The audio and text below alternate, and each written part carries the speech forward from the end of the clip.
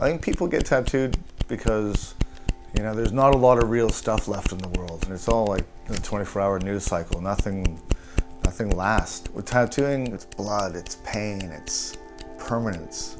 When you get that needle in your skin for the first time, you have to be there. You can't just call it in. You have to sit there and take the pain, and then sit there and heal it, and then you got to live with the consequences of your action. Good morning, everybody. Welcome to the East West Podcast with your host, Horisumi. Today is Friday, March 1st, 2024, and things are good. Horikashi's gone back to Japan. Life has settled down a little bit for me, back into my normal routine. Keeping busy, shop's going well, all that usual stuff. Today's podcast is not going to be just me. I actually have an interview today. Somebody I've been trying to get on the podcast for a while. It's an artist by the name of Florencio Rojas. Our paths crossed many years ago when he worked for Gregory at Dragon Tattoo in Eindhoven, Netherlands. And I used to work there, as you guys might remember. And we never really kept in touch or anything. I think we met once and said hey, and that was about it. So he's from Argentina originally, then lived in Spain, then lived in Holland. And over the years, I think it was just before COVID, I sort of found him online. I was watching him and he was doing these crazy dragon sketches and paintings, using a really interesting technique, using a paintbrush with orange paint and building up these drawings. And I was very fascinated by it. And I started practicing this style myself. I found it very effective. And then he put out a book of his dragon studies. And I just became a follower of his work. And I just really liked his work. I like his paintings, his drawings. He freehands everything on. His tattoos are fucking great, right? And he's just a young guy, not that well known, but super interesting dude. And listening to him, I was very, very inspired. I'm trying to interview people for the most part that I either look up to, whose work I really admire, people I'm curious about. And in this case, someone very inspiring who works hard and makes me feel I don't work hard enough, right? So I want to talk to those people and try, light the fire brighter within myself to do more and to work harder. So I hope you enjoy the podcast. We just, we talk about tattooing and art and travel and all that kind of stuff. And I think it's quite interesting.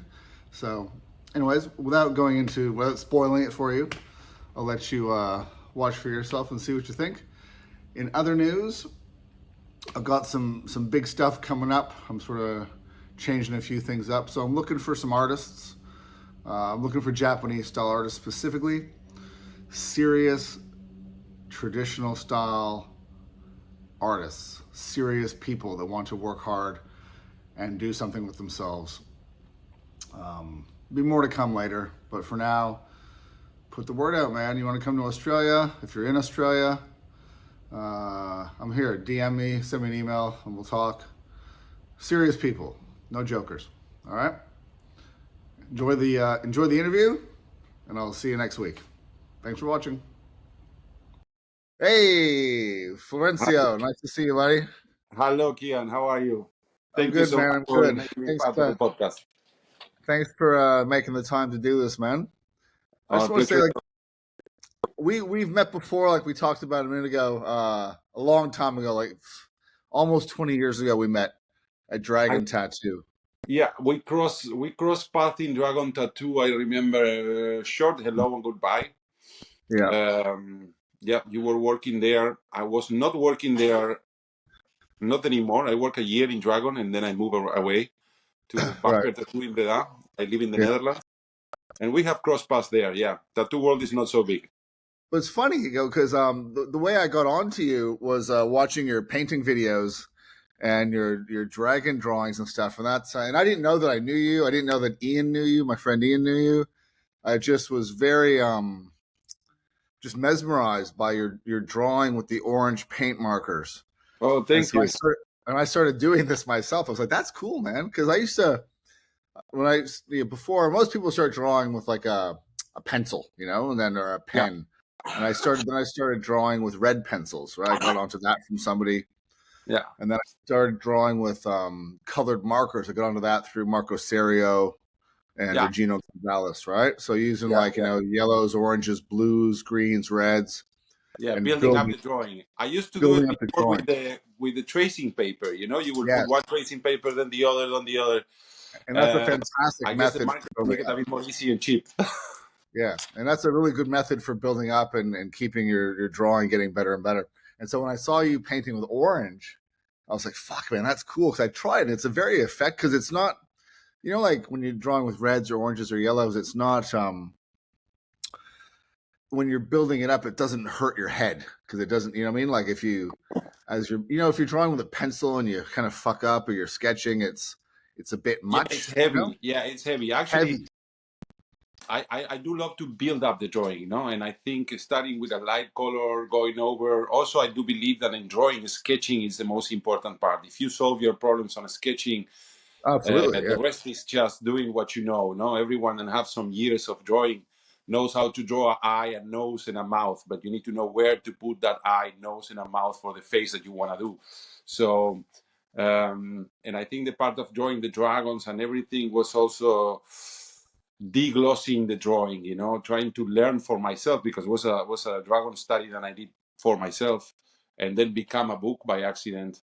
Was a bit the idea of that, of discovering what's the form behind the drawing, you know? How I'm Yeah. gonna divide it on pieces and break it to make So something.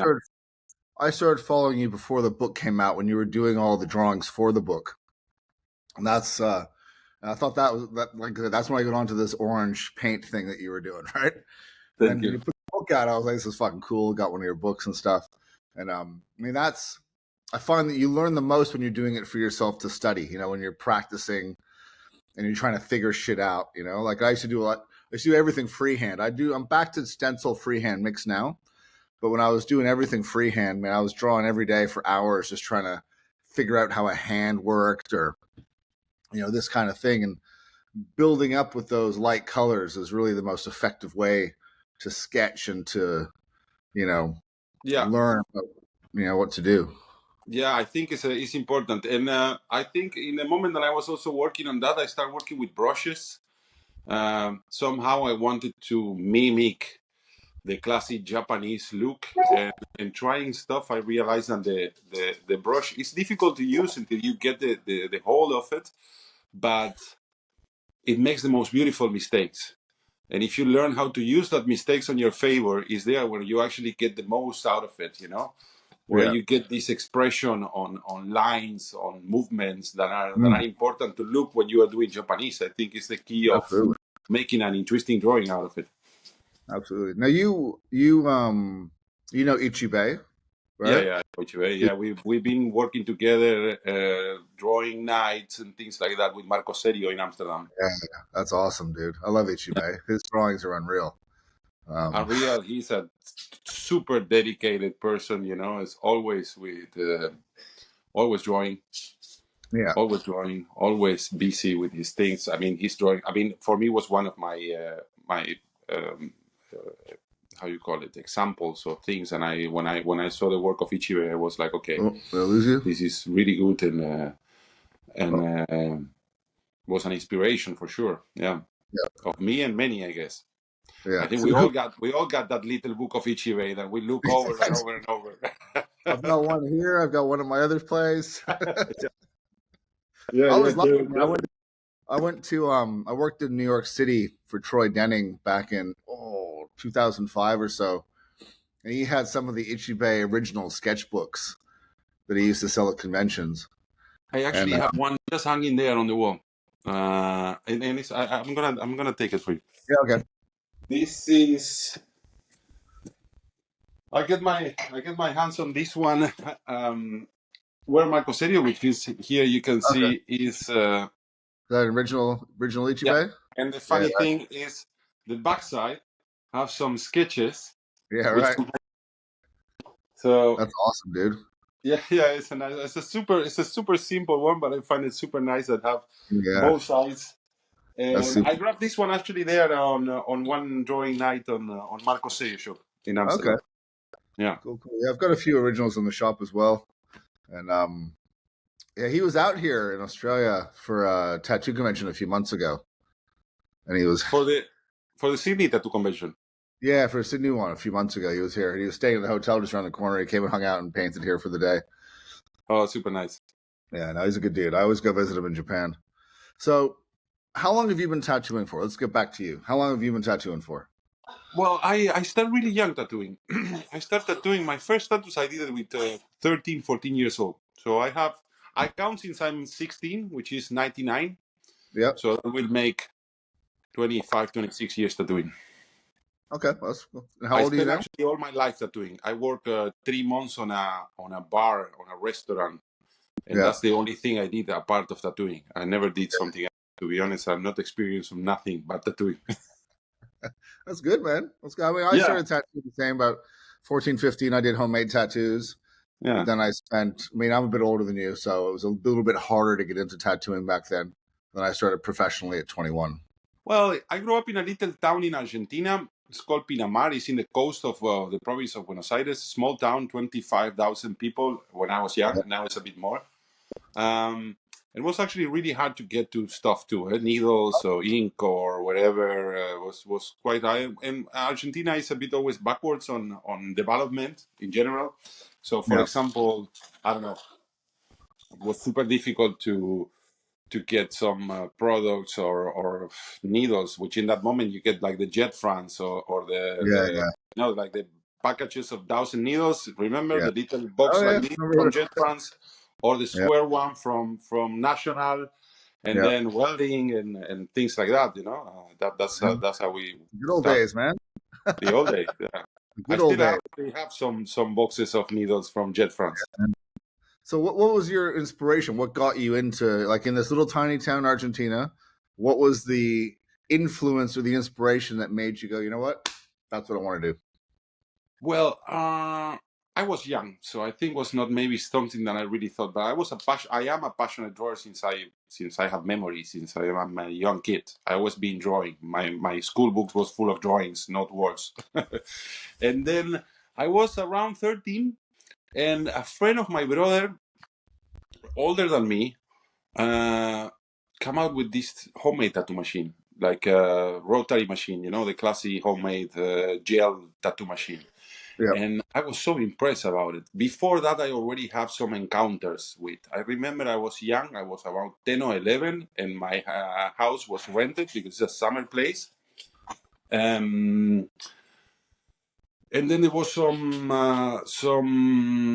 people renting the house. And when I walk into the living room, because we needed to pick up some stuff, it was a dude laying on the table where I normally get my breakfast, getting a Pegasus on the stomach tattooed.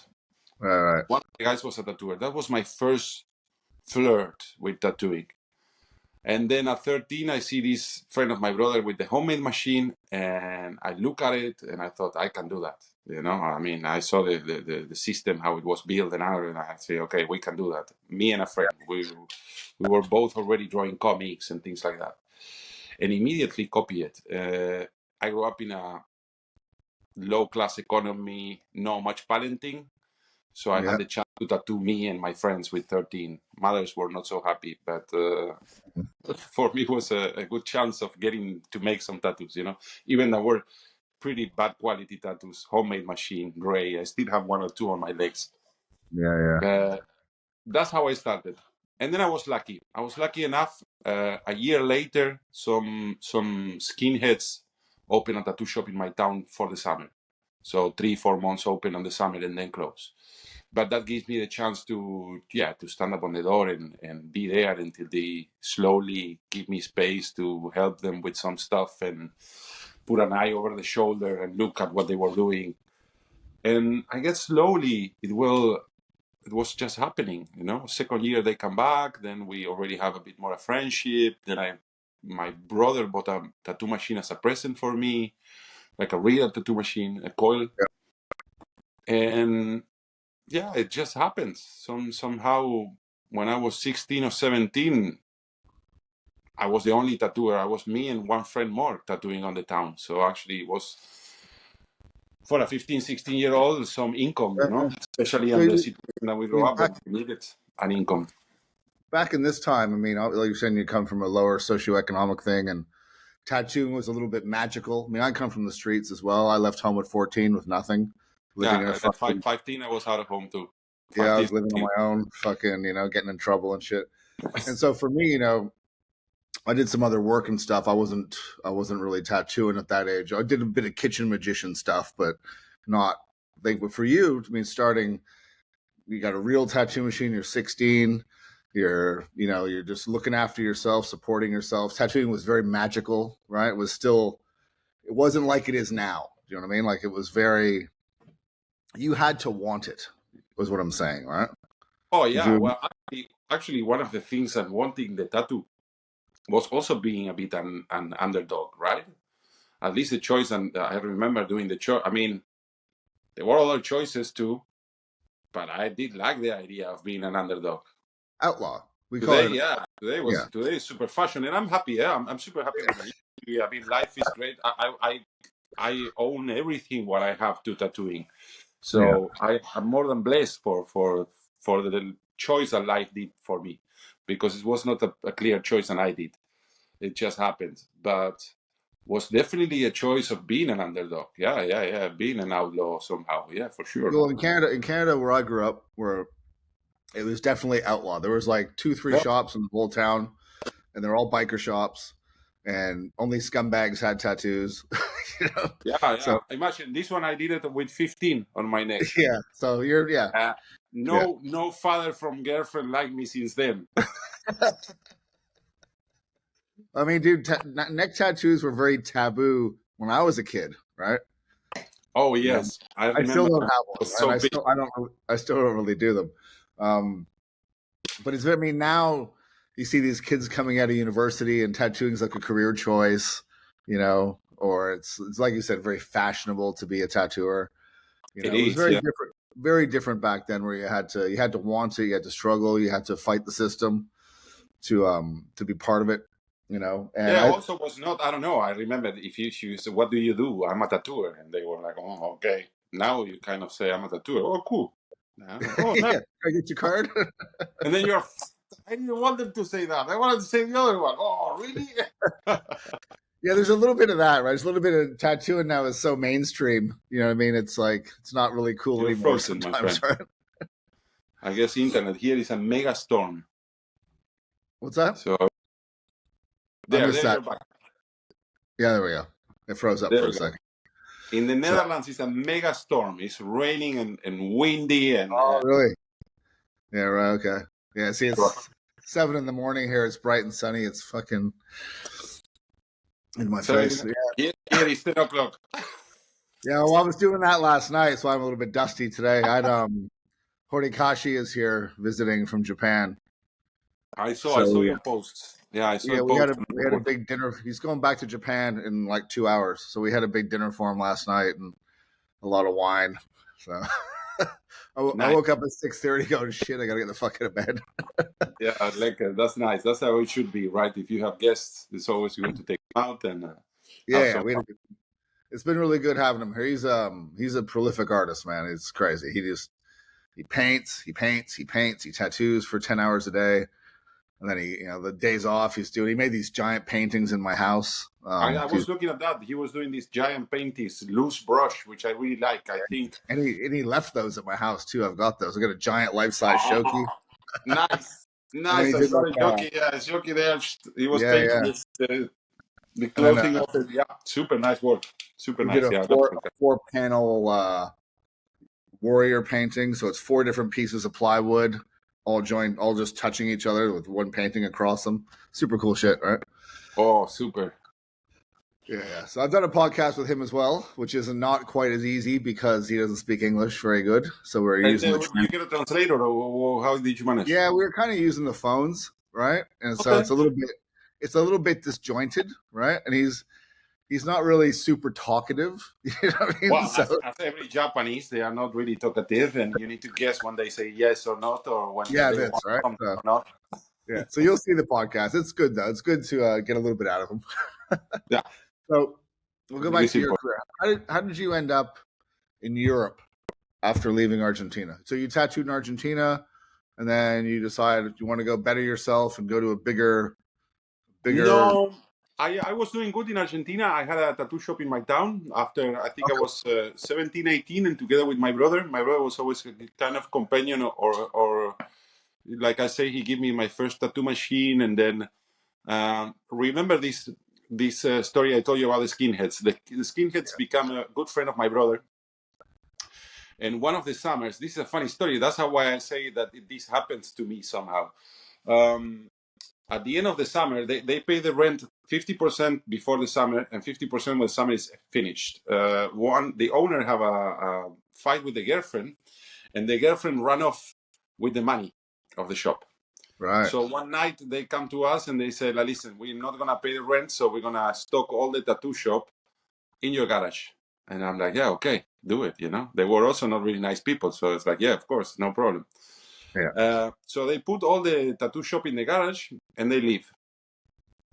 The next summer come, and then we start to try to contact them, and no answer, no telephone. In that moment was almost no internet. Internet in Argentina was just beginning 99, 2000. Yeah. They didn't come the next year. The second year we tried to contact them too. They didn't appear. So the second year when they were not there, I was already tattooing for 3 or 4 years.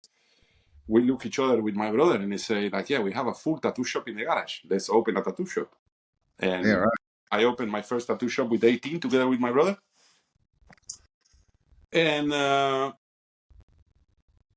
then I opened a second one because it went really well. We're the only proper tattoo shop in my town. It's a touristic town. It's a nice town. So in the summer was a lot of people. We were doing good economically. Then I opened a second one in Buenos Aires. And then my father got into really big shit and he went in jail for 14 years. And then it was a bit economic crisis because we spent a lot of money on lawyers that we shouldn't. And it was also an emotional crisis, I think. And I had to start again. I was bankrupt. I went bankrupt with both. Also because mentally I couldn't hold it. Yeah. And then it was, okay, start again or travel.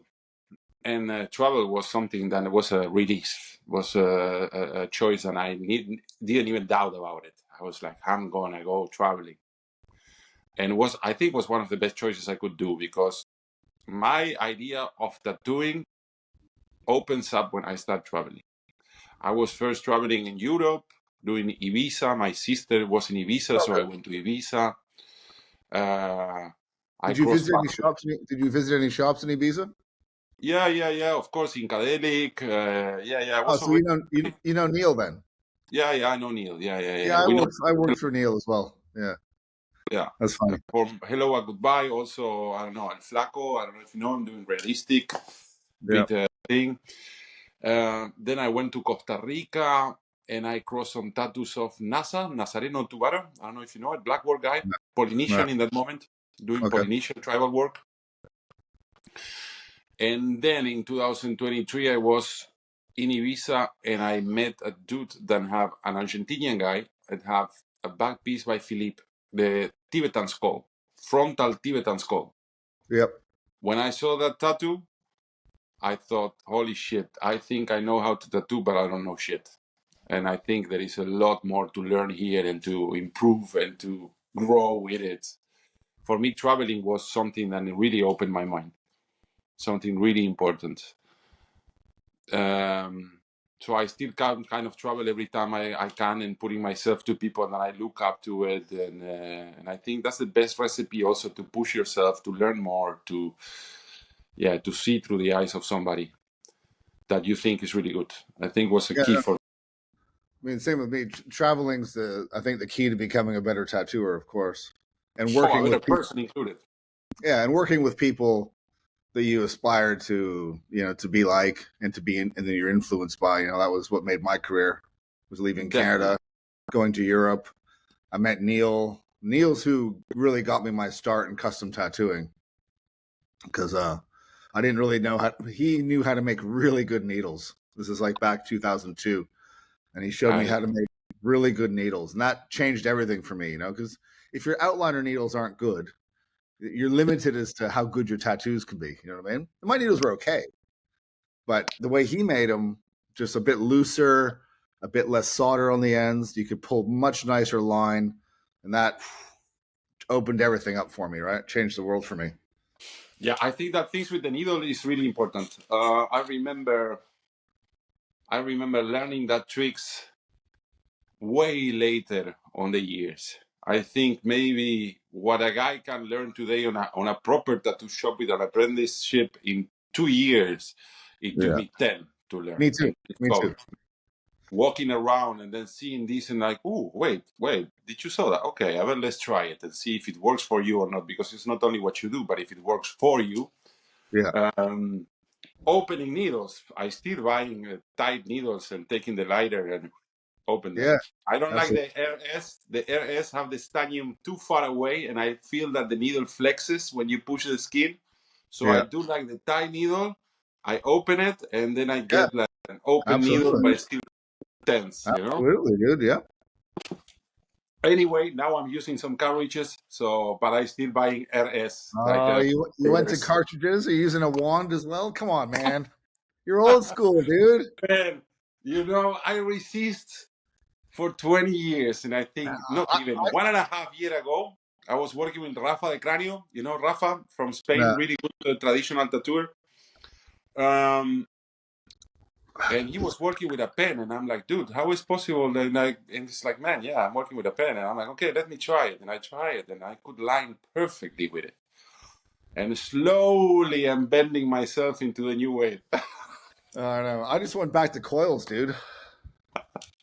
I just went back to I got all my old coil machines out, retuned them all, and I was using Dan Kubin's for probably the last 7-8 years. Me too. But now I've gone back to coils, and I'm enjoying it so much more, dude. I mean, it's different, but I'm finding my lines are better. One of the things I find with coils is that when you're doing a big piece and you're picking up the line where you left off, right? And you're getting that nice smooth line. I found with rotaries, sometimes I just couldn't get the pickup perfect. Do you know what I mean? I have to say the truth. Lining is not the same. You have to put more effort in order to get the same result. That's for sure. Yeah. And for me, at the moment, I'm moving a bit. I'm working a bit here in Eindhoven. I'm working in Utrecht. I'm working in Den Haag. I'm moving around a bit. I'm a person that after 4 years needs to kind of change and throw everything and start again. Not throw everything, but move. I need changes. I'm not somebody that is so good staying on the same place, doing the same thing. And now I'm in this movement and moving around with this pen and a little box with some cartridges and things like that makes it super easy. Easy? To be honest, easy? Yeah. Is that what we want? We want to be doing it easy? Yeah, but easy on the commodity of how to use, because then in the moment of tattooing, it does become liner a bit more difficult. Packing color is perfect, fast, solid, and smooth. Yeah. Lining is a bit more tricky. That I have to admit it. Well, I use a stick to put color in, so. Yeah, well, it's the best. We all know that the body color lasts forever. Not long ago, I saw I did kitsune on an arm, and then he wanted white, the kitsune. So I'm like, okay, I'm gonna do it, but I'm gonna do it the body. I put it the body, and when it was finished, it was a bit yellow. And I didn't saw the client for 2 years. I saw him 2 weeks ago, and it's white as hell now. Yeah, that's good. White, solid, And I'm like, fuck, man, the body is really the best way to put color. At the beginning, it's a bit, granulated and thick on some parts, but when it melts and goes down, well, it depends on the needles you're using and how you make your needles. With Tabori, everything comes down to the needle, right? And it's like outlining, right? If your needle's not perfect, your outlines are never going to be perfect. With Tabori, if your needles aren't perfect, if you're not using the right grind of needle, the right configuration, the right size for the area, you're not going to get a good, smooth color lay, right? Yeah, this is not experience on the body. I did try it many times because I am a person that like to try stuff and discover. Even though I am a machine tattooer, not a body tattooer, I did try it sometimes. I did learn some things of needles on how to weld them and the layering of the needle, and which The, type the, of needles to use. the nuance to it. I mean, I've been tattooing Tabori now for almost 7 years, and I still adjust. I'm still, I use a certain type of configuration, then I'll see it come back healed, and I'll adjust a little bit. I'm still trying to figure out the perfect configuration. The thing is, it's different for everyone's skin as well. I got these guys that have one kind of skin, and that configuration works perfectly, and then I'll have the same needle on a different kind of skin, looks like shit. You know what I mean? So Yeah. it's very skin dependent as well. It's Okay. I didn't know these insights of the Tebori because with the machine, I mean, I'm in the maybe on the place where I feel comfortable if I take a down Cuban or the pen. One can take a bit more effort, less effort, more smooth, less smooth. But I do get the line as I want it. Even if it costs me more or less effort, more or less I get the line as I want it. But the body is way more, hand labor. So I guess there is a lot more trick there. It's a lot more go a lot around. more. Well, yeah, you need to think a lot more. There's a lot more technical stuff, and the angle, the type of pigment you use, and there's a million different factors. That's what I love about Tabori is that you never, it's just you never conquer it. It's a constant struggle, and I love the challenge. I mean, I love constantly getting better and getting a little bit better, and maybe going backwards a little bit, then going forwards more. It's this constant. I think it's also a key of growing, no? This constant, simple unconformism. I don't know, I got it with drawings or paintings or even tattoos that I finish and I think, oh, next time can be better.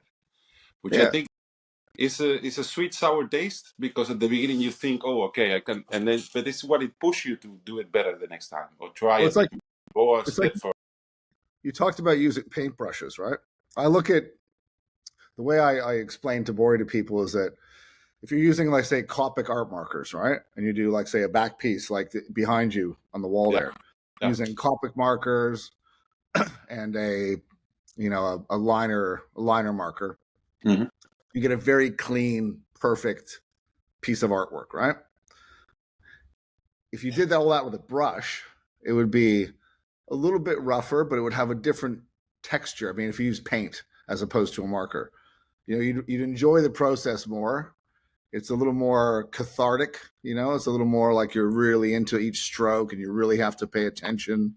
Tabori's like this, and that's what I love about it. It's a process. It's not just about banging out a tattoo. I see some of this work now, Japanese stuff, that's so fucking clean. The stuff done by cartridges and pens, it's so fucking clean, right? It looks like it came out of a computer. You know what I mean? Yeah, I think it's that cases where the too perfect makes it not nice. Oh, and I don't want to shit anyone's work. It's too perfect. I totally agree.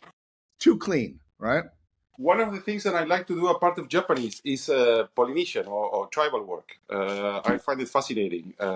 First, because I believe that Japanese and tribal work are the two styles that get to a higher level of tattooing, of the highest level of tattooing, where culture is involved, religion is involved. You can create a full bodysuit out of it, which in American traditional, you can create it, but it's going to be loose pieces. But this is one story on one tattoo, full body. Religion, culture is involved. Both designs are handmade or were made by a tool, which it limits the capacity of the drawing that you can make. That's why you create these kind of designs and are perfectly adapted to the body, because the tools are also giving you some limits. So I really like to do Polynesian.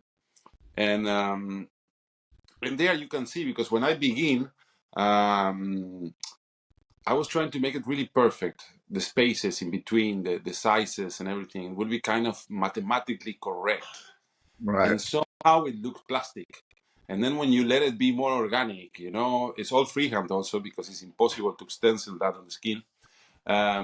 When you start to work on it and you make it more organic, it just becomes completely different, way better, a lot more tasteful, and I think with Japanese is the same. It's like I told you, the brushes makes the most beautiful mistakes, and you need to learn how to pick up these mistakes and use them on your favor, because it's there where actually the magic is, I think. I agree. And that's a good way of putting it.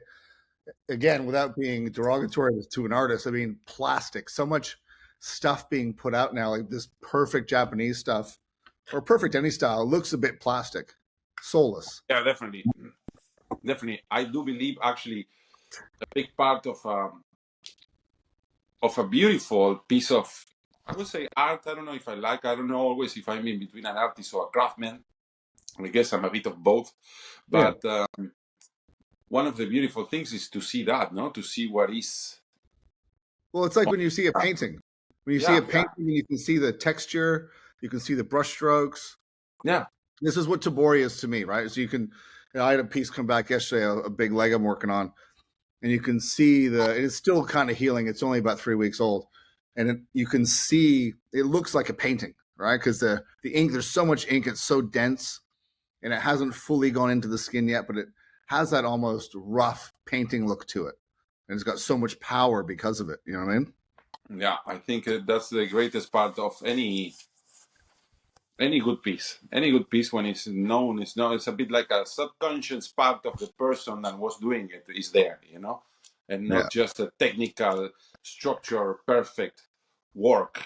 I Well, mean, look, I have done some work where I put a lot of work on it, and this is something that I see with a lot of drawers. I am a passionate drawer, so I see it, and I have done things that takes weeks of work, beautiful detailed work and looks beautiful, but it's just work.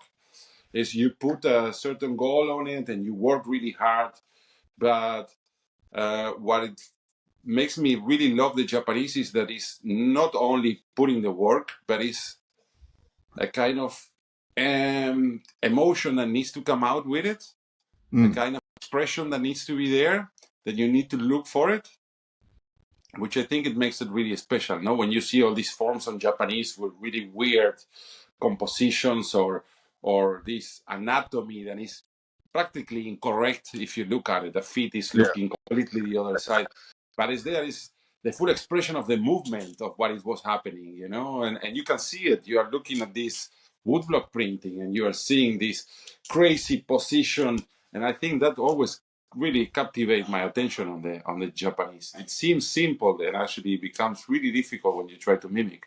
Oh yeah, it looks simple, but then exactly that. When you try to replicate, you're like, this isn't fucking simple at all. No, no, no. And simplicity. Hide is really difficult to hide behind simplicity. Well, yeah, Uh, and I talk about this a lot. I try to make my work is not complicated. I try to make my work very simple.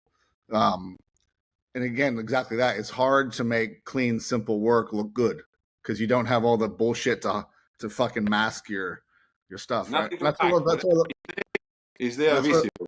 that's what I like about your dragons. They're not fucking doing all these loop de loops. It's just a nice, simple fucking dragon that looks clean and perfect. And that's hard to achieve, right? Making shit look good simple is fucking hard.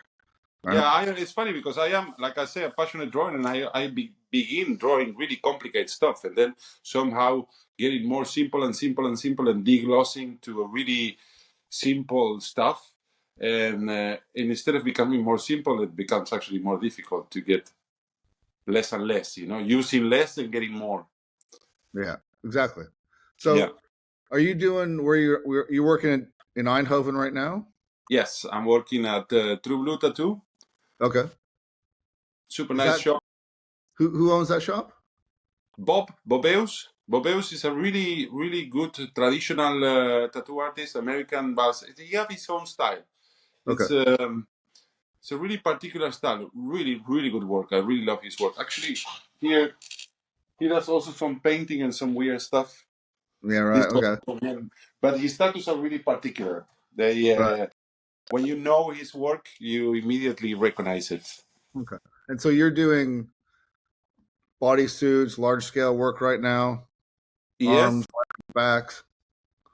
yeah. Lately, I think the last, 4, 5, maybe 6 years, locally for me, I'm having a lot of clients. I think the Netherlands is a good country, especially the south of the Netherlands, to get this kind of work, which is not easy to find everywhere. You also have the same there, but we build up, I guess, the clientele. But I'm doing a lot of back pieces. Actually, I start 3 or 4 back pieces, a couple, 2023 or even more. Sleeves also. So Okay. locally, I do get some good work, some good canvases to practice and to Yeah. do what. And the Dutch skin is good, man. That white Dutch skin is fucking fantastic. Or compared to the South American one in Argentina, you go Yeah, to tattoo and it's like carton and it's brown. Well, I mean, I worked in Spain for a long time, which I didn't like tattooing in Spain very much. But I went to the Netherlands and I worked at Dragon for 6 months, and it was fantastic there, you know. Yeah, good And client. the Dutch are strong. They'll sit there and get tattooed for hours and hours and hours and not I complain. have to say, yeah, I have really good clients. Also German clients, really good German clients. Really Okay. on point, really dedicated, always on time, never late. That things when you come from South America, it always surprise you, you know. We are the Yeah. land of tomorrow. Yeah, tomorrow. And here you have this thing that happens, and it's great. It's great. Have you ever thought of coming to visit Australia, man? I actually will really like to visit you, man. I need to plan it. You should come down, dude. Yeah, man. I would love to. I would love to. I think we talked about some time ago. I think Yeah. when you were buying the book, right? Yeah. And I never been in Australia. Farthest I get that way was Taiwan. I did a couple times at Taiwan convention. Okay. So I would love to visit you, man. I think it's a great place to be. I have a really good friend, Rory Pickershill, that lives in Yeah. Australia. We were talking yesterday, Yep. and yeah, I would love to visit. Yeah, you should come down and check it out, man. It's pretty cruisy down here, dude. Yeah. They love Japanese tattooing here. I see it. I see some nice back pieces. Also, I see you are also doing some big work, some nice bodysuit projects. I've been tattooing here for almost 17, 18 years now. I've been living here, right? So I've got a pretty good clientele. I can't complain. I'm very fortunate, you know. That's nice. And I think what one of the things that I learned at Dragon Tattoo was that not to start every piece with the idea that tomorrow is going to be a bodysuit. That's what Greg The taught me. only way. That's The only exactly way you're going to do something. Yeah. If you start to do half sleeve full dragon, that's not more a sleeve tomorrow. You know, if you that you have to really look at it. Okay, I'm already seeing the full sleeve. I'm already thinking if here is a dragon, there is a tiger, and I'm gonna keep the line going straight to the north. You know, otherwise it's impossible. And if you keep going after 6, 7, 8 years, 10 years, you start to see the things coming to a point, you know, which is the key, I think. And that I learned at the Dragon Tattoo. Seeing Greg and some people doing that thing, you know, doing like following the same line over and over, you know, putting one north and going, driving that way. Well, that's what Greg, when I worked with Greg, that's what he taught me. He goes, you know, if you're doing a half sleeve and a chest, you always make sure you can extend it. You leave it open to extend. Yeah. And you think of everything like this, like you're building blocks. That's like for me, if I do a back piece, I will only do a neck to knee back piece. I don't do quarter back or half back or any of this bullshit. If you want me to tattoo your back, it's the whole back, because I don't want to have to fucking do this shit on a back. You know what I mean? I only do under the ass or down to the knee. That's the only two difference I do on a back piece. Yeah. See, I used to do that. Now I do only to the knee. No, nothing but the knee to neck. Is the best.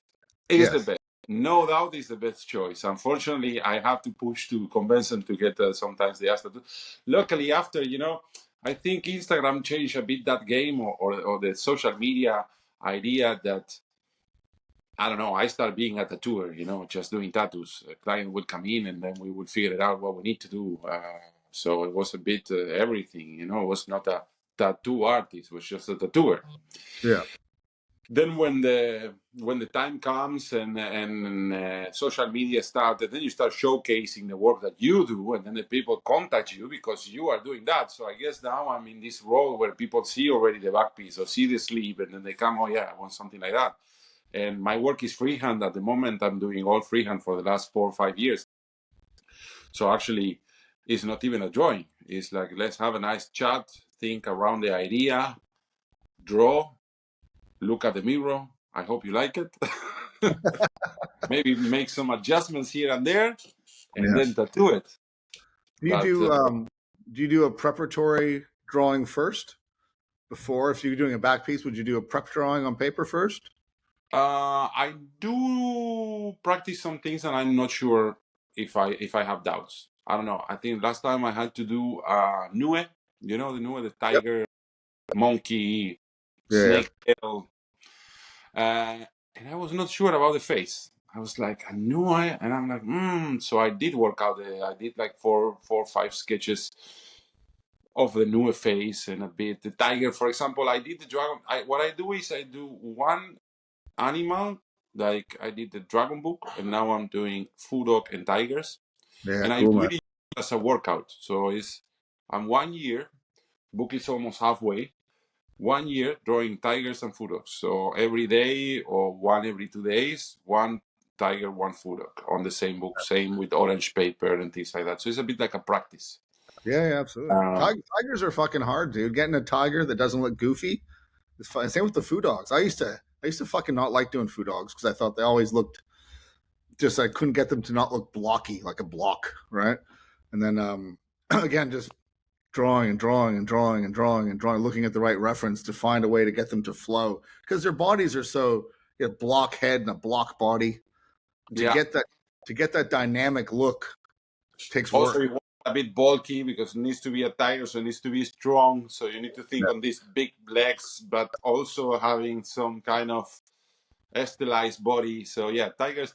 Actually, it's funny because I did the dragon started because dragons are the most complicated drawing you can make on Japanese. You know, it's all Yeah. together. 7 animals smashed to each other, fire, legs, whatever. So actually, the book started that way. It's like, okay, I need to learn how to do the dragon. I need to understand this drawing better. So, dragon book, drawing dragon, and analyzing and deglossing the form of the body and figuring it out. And then the same. I think I did that book, and then I was tired of doing dragons. And then I want a tiger, and then I was like, fuck, I was looking at references and I was drawing, and it took me like, I don't know, 3 hours to draw a tiger. And then I thought, like, well, now I need to start a book of tigers. And tigers, you know, and it's a bit putting myself on these situations where, yeah, you push yourself and you try stuff and practice. I think practice makes always a difference. Absolutely. Well, you never master something. You're just constantly getting better at it, right? Exactly, yeah. You know the story, right? There's a story about the emperor of China went to his royal painter and he said, "I want you to paint me some fish." And the royal painter's like, "Okay, all right, I'll paint you some fish. You come back in a year, right?" And he goes, "No, just come back in a year." So a year goes by, and the emperor comes into the royal painter's studio. He goes, "I'm here for my fish painting." And he goes, "Okay." Gets a beautiful piece of paper, gets a brush, whips out the most beautiful fish painting right in front of the emperor. The emperor's like, "That's amazing. Why did you make me wait a year when you could have just done that?" And he goes and he opens the door to his little study, and there's just papers stacked to the ceiling, right, of practice paintings. And this is exactly it, right? If you're doing freehand or doing any tattooing, you have to just constantly be revising and practicing and getting better and better. You know? To be honest, I do try to be more pragmatic now and try to do it more as a work, but I think also because I'm a bit older and then you start to be a bit more, well, I try to be a bit more dedicated, more structured. Also, I have 2 kids. I'm a single father. I have a web shop, so I'm also, business owner and then at the tour. And it's a lot of stuff, so you need to choose well and wise your time. Yeah. But to be honest, the part of drawing and everything was always a passion and not something that I really thought or pushed myself to do it. I always loved drawing. It was an escape for me, a bit of down to earth cable. So I always do it with love and passion. But the last 3 or 4 years where I started to be more dedicated and putting more goals and structure, it does pay out. So, working out does pay out. I guess it's the same as going to a gym or whatever. You kind of Sure. like sports, but if you do it on a proper way and a Yeah. dedicated way, it always pay out. Well, drawing's a muscle. It's a muscle you have to constantly exercise. It's completely a muscle. Yeah, for sure. You need to train it too. Because I get people that want to be my apprentice and they're like, "Oh, I can't draw." I'm like, "Man, anyone can draw, dude. Anyone can draw if you sit down and you practice and you dedicate yourself."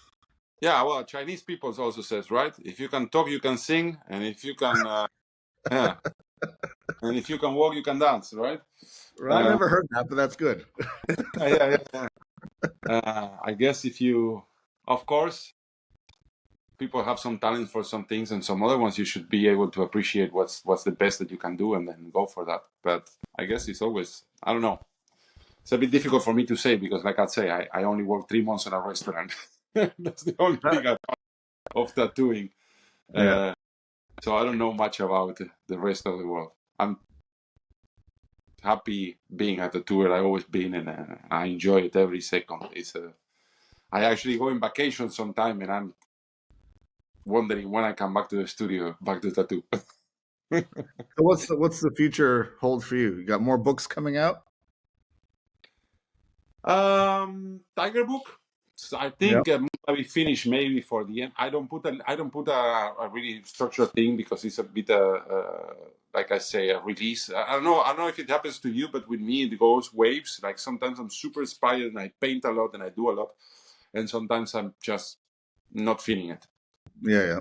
So I have the Tiger book that is coming somewhere at the end of 2024 or beginning of 2025. Traveling is always a thing of me. I've just been in Barcelona. I'm going to the south of Spain a bit later on the day. I need to go to New York. I need to visit New York. So I'm always traveling. Traveling is always nice. What the future comes, I don't know. Physical thing, I don't have anything. I don't want to open a shop. I'm happy working by myself and dipping a bit on this shop and that shop. I do like to have my freedom. Yeah. I do like to have my freedom moving around, and I already have responsibilities with the kids and things like that. So I do like to be more free on other stuff. But do you have your kids full time? 50-50. 1 week with 50-50. me, 1 week with the mother. Okay. So How old are your kids? 15 and 11. A boy of Oh, wow. 15, girl of 11. Beautiful age. Okay. So yeah, it's an easy age because they're kind of a little bit self-sufficient. Oh yeah, I've got totally. pretty little ones, so it's And I also it's don't work when I have them. When I have them, I only work on the morning. okay. When they're school, I like to enjoy. I love to be a father. I enjoy it a lot. Yeah. I grew up in a really loving family, so I do like to be a father. I enjoy it, and they are young now, so I like to also spend time now because time goes really fast.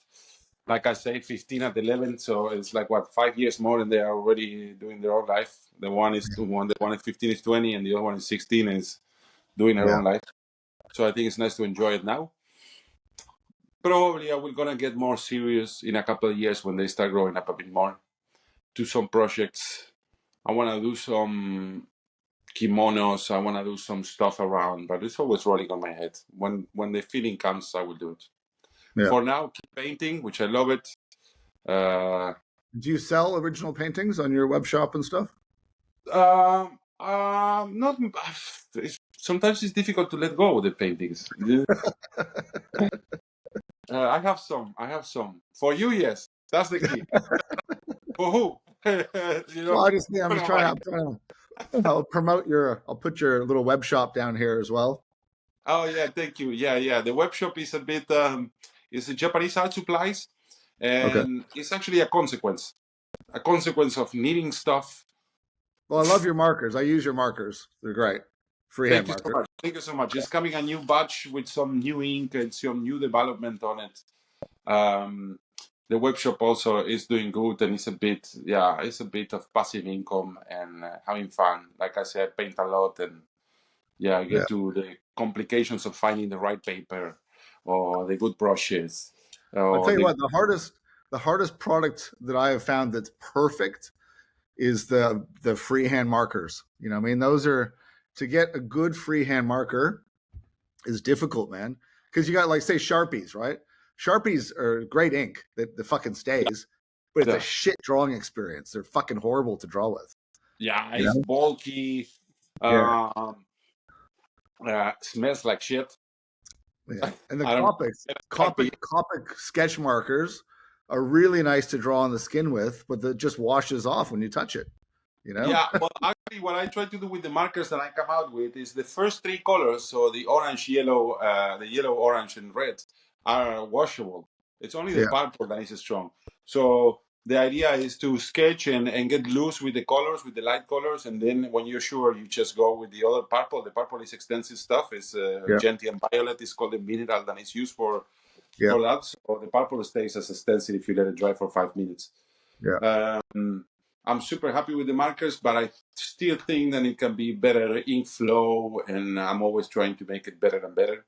And Yeah. it's also a consequence of dealing with Sharpies or with things with foam points where a Yeah. bit of Vaseline of fat goes from the skin, and then throw away the marker and Yeah. start again. And I'm then saying it's a difficult product to make perfect because there's so many, like you said, ink flow, and then the skin contaminating the tip and all this stuff. It's, especially if you're drawing a back piece on, and you start off strong and the marker turns to shit and you got to get another one. It's hard, man. The struggle is real. Well, there are a lot of tricks that I didn't know. You start on these experiments, and then, for example, some ink it will flow better on the foam tips, right? But then the foam tips will get stuck with the fat of the skin. Yeah. Now, the same ink, which is the best ink that you can use for the skin, then it will not run well on the brush hair. Right. So you have all these tricks. The gentian violet, fortunately, the one that we use for the stencil, which is the purple ink, that one flows perfectly on the hairbrush. But yeah, so it's a bit tricky. You need to go around on little things and learn. It's a learning process, like everything. Yeah. That's one thing you go progressing and getting better and better at it. What else do you sell? What else do you sell in your web store? Paper, brushes, pigments, mediums for the pigments. Basically, everything what you do to for art pigments or tattoo pigments. Art pigments. No, for painting. Pigment powder. Yeah. Okay. Yeah, cool. To be honest, many of them, I'm not going to say what because I don't want people to start using this because it's not for tattooing. Many of them are the same pigments. But no, this is more for art supply. What happens is a consequence also. I was trying to get paper, and then I found the paper I really liked. I found it on a roll. The roll was from 1 meter or 20 meter, and when I ordered it, it was 50 rolls minimum quantity ordered. Wow. And I'm like, fuck! What do I do with 50 rolls of 20 meters of paper? And I'm like, fuck it, I'm gonna use it. I'm gonna order it. So I ordered the 50 rolls, and then I have 50 rolls like this in my house. I'm like, yeah, what do I do? And I was selling the book, and I put the papers to sell on my web shop too because I have too many. And they sold really good because a lot of people were looking for the right paper as well as me. Yeah, right. And then I come up with the idea of the markers because I was tired of throwing markers away, and a bit, autistic behavior, micromanaging everything. I want that paper, I want that marker. No, that's good, man. Yeah, that's a good way to be. I was talking to, excuse me, I was talking to Mike Dorsey when I interviewed him, and he was telling me, like, 'cause I'm the same. He got into oil painting, right? Yeah. And he's like, yeah, so I'm getting into oil painting, and next fucking minute I'm making my own fucking oil paints. I'm mixing fucking linseed oil. I'm doing this. I got a fucking laboratory in my studio. I'm making my own hair brushes and shit. I do the same. I get into some. This is why I love Tabori, because it's so like I make my own Tabori tools. I mix my own ink. I'm making my own fucking needles. I'm grinding my own fucking needle tips. There's so much room for being a craftsman. Like you said before, a little child playing with your toys, right? Yeah, like are we artists or are we craftsmen? Right. This is the question: am I a tattoo artist or am I a tattooer? Right. And I like more the tattooer part than the tattoo artist. Yeah. Well, I mean, when we're drawing, I think we're an artist in the lead up to being, because I think tattooing is a craft, right?